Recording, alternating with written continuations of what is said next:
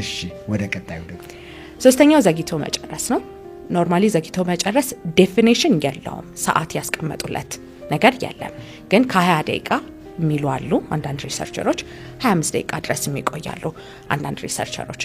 ግን ጀነራል ኮንሰንሰሱ አንድ ወንድ ለራሱ ዘግይቼ እየጨረስኩኝ ነው ብሎ የሚፈራው አይነት ካለ ፎር ሂም ከድሮ ከነበረው ኤክስፒሪየንሱ እየረዘመ ካለውና አንዳንድ ሰዎች ደግሞ አኖርጋዝሚያ የምንለው ሁላ ነገር አለ፣ የእርካታ ደረጃ የማይደርሱበት ጊዜ የሚደርሱበት ጊዜ አለ።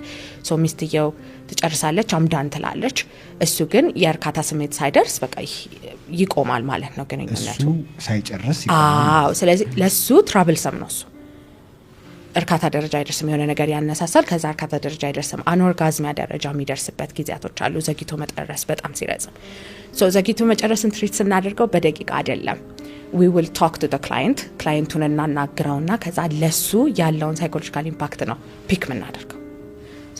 እናየውና ከዛ በኋላ ኦኬ እንደዚህ አይነት ነገር እየፈጠረበት ነው፣ እሱ አኖርጋዝሚክ የሆነ ነው፣ ትዳሩ ላይ የሆነ ነገር እየፈጠረ ነው ምናምን ሲባል ሆርሞኖችን መርምረን ትሪትመንት እናስጀምረዋለን ማለት ነው።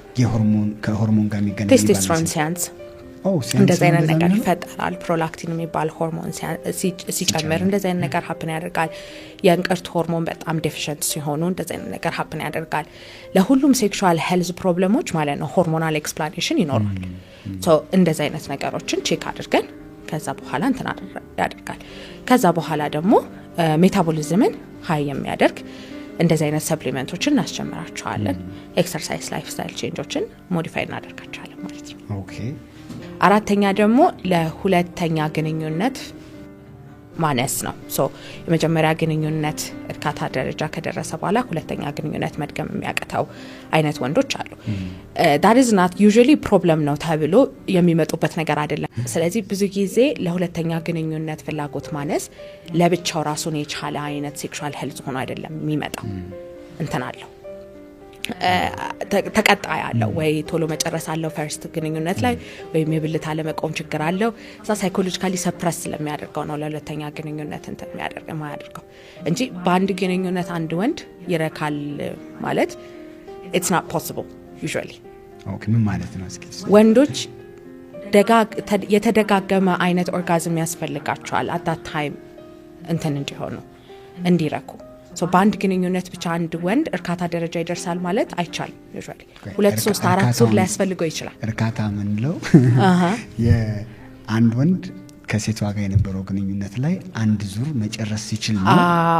መጨረስ ከጨረሰም ራሱ እንዴት ነው መጨረስ እርካታ አይደለም፣ ለሷ ያረካው። ብዙ አይነት ክላይንቶችም ወንዶችም 2 3 ግንኙነቶች መድረግ ይፈልጋሉ። ሴቶች አንድ ግንኙነት ሊበቃቸው ይችላል። 2 3 4 ግንኙነት መድገም ሊኖርበት ይችላል አንድ ወንድ። I am satisfied የሚሆን ማለት ነው። I'm satisfied አምዳን የሚልበት ጊዜያቶች በቃ ማለት ነው። yes እና ሆርሞናል እንትኖችም ደግሞ ማለት ነው ሁለተኛ ዙር እንዲነሳ አድርጎ ነው የተሰራው የወንዶች የሆርሞናል ሜካፕ during sex። so ግንኙነት ላይ አንድ ወንድ እስቲጨርስ ድረስ የሚለቀቁ ፈሳሾች አሉ። so ዶፓሚን፣ ሴሮቶኒን ምናምን የምንላቸው that will get him going እስከመጨረሻው ድረስ ማለት ነው ኢሬክት እንደሆነ አድርጎ ማለት ነው። ከዛ ልክ ኢጃኩሌት ካደረገ በኋላ ወይ ከጨረሰ በኋላ የሚለቀቁ 2 ሆርሞኖች አሉ that we call them oxytocin እና prolactin የሚባሉ ሆርሞኖች አሉ። እነሱ ሆርሞኖች ስፓይክ ነው የሚያደርጉት during ejaculation። ስፓይክ ሲያደርጉ the sense of satisfaction relax እንቅልፍ ይላቸዋል። ምን ያደርጋሉ? መተኛት ነው የሚፈልጉት። ከዛ በኋላ ግን ችግሩ ምንድነው 30 ደቂቃ 1 ሰዓት 2 ሰዓት ምናምን ይቆይና እነዛ ስፓይክ ያደረጉት ሆርሞኖች ተመልሰው ይወርዳሉ። ሲወርዱ መልሰው ኢሬክት መሆን ይጀምራሉ። መልሰው ይሆናሉ። ቴስቶስትሮኑ ፕሮላክቲኑ ሲቀንስ ማስክ የሚያደርገው ነገር ቴስቶስትሮኑ ማሳየት ይጀምራል። ከዛ በኋላ ለሁለተኛ ግንኙነት አለ። ይሄ ሰዓት ሪፍራክተሪ ፔሪድ እንለዋለን። ለሴት ሪፍራክተሪ ፔሪድ ይላት ኦርጋዝም ከደረሰች ነው። ወንዶች ግን ሁለተኛ ዙር ሶስተኛ ዙር መድገም እንዳለባቸው ስለሚታወቅ ሪፍራክተሪ ፔሪድ እንለዋለን። የሪፍራክተሪ ፔሪድ ማለት ፕሮላክቲኖቹ ስፓይክ አድርገው የሚወርዱበት ታይም ፔሪድ ነው ማለት ነው። እሱም ራሱ በእድሜ ይለያያል። ሪፍራክተሪ ፔሪድ ራሱ ከ20 30 ዓመት 20ዎች ውስጥ ያለ ወንድ በ30 ደቂቃ እስከ 1 ሰዓት ድረስ ፕሮላክቲኖቹ ተመልሰው ወርደው ለሁለተኛ ዙር ዝግጁ ይሆናል። yes 30-40 ዓመት ላይ ትንሹ 1 ሰዓት ሊፈጅበት ይችላል።